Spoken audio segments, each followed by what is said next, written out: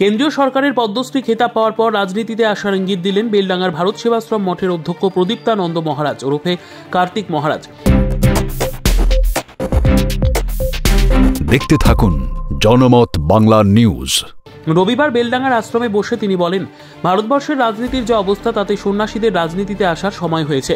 সেক্ষেত্রে কোনো দলের নাম না করে তিনি বলেন, যে দল ভারতবর্ষের গণতন্ত্র রক্ষা করবে, সনাতনীদের পাশে থাকবে, তাদের পাশেই থাকব। তাহলে কি কার্তিক মহারাজ এবারে মমতা বন্দ্যোপাধ্যায়কে চ্যালেঞ্জ জানিয়ে বিজেপিতে আসার ইঙ্গিত দিলেন? প্রশ্ন উঠতে শুরু করেছে। মুর্শিদাবাদের দুই দিকপাল এবার কেন্দ্রের পদ্মশ্রী অ্যাওয়ার্ড পেয়েছেন। একই বছরে জেলার দুজন পদ্মশ্রী পাওয়ায় উচ্ছ্বাসে ভাসছেন জেলাবাসী। একজন সন্ন্যাস জগতের কার্তিক মহারাজ, অন্যজন সঙ্গীত জগতের খ্যাতনামা শিল্পী অরিজিৎ সিং। অরিজিৎ সিং মুর্শিদাবাদের জিয়াগঞ্জের বাসিন্দা, যদিও দিন তিনি সংবাদ মাধ্যমের সামনে আসতে অনীহা প্রকাশ করেন।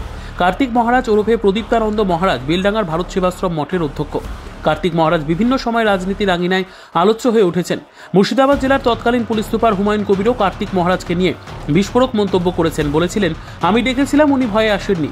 পাশাপাশি এই জেলার বিধায়ক আর এক হুমায়ুন কার্তিক মহারাজকে নিশানা করে বিধানসভা নির্বাচনের আগে হিন্দু মুসলিম সংখ্যা নিয়েও বিস্ফোরক মন্তব্য করেন। ভারত সরকার যে সম্মান दिया है, ये सम्मान सन्यासी के लिए जरूरत है नहीं, लेकिन भारत सेवाश्रम संघ के सन्यासी होने के बाद, बंगाल के रहने के बाद आनंदित हो रहे हैं। और हमारे जो सम्मान किया था वो धर्म संस्कृति बारे में किया था।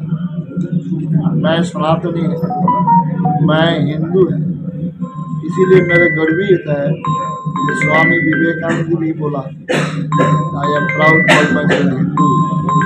हमारे संस्थापक स्वामी प्रणवानंद जी महाराज, उन्होंने भी बोला, मेरे संस्था के नाम ही भारत सेवाश्रम संघ सनातन हिंदू धर्म प्रचार प्रसार प्रतिष्ठा के लिए ये काम कर रहा है।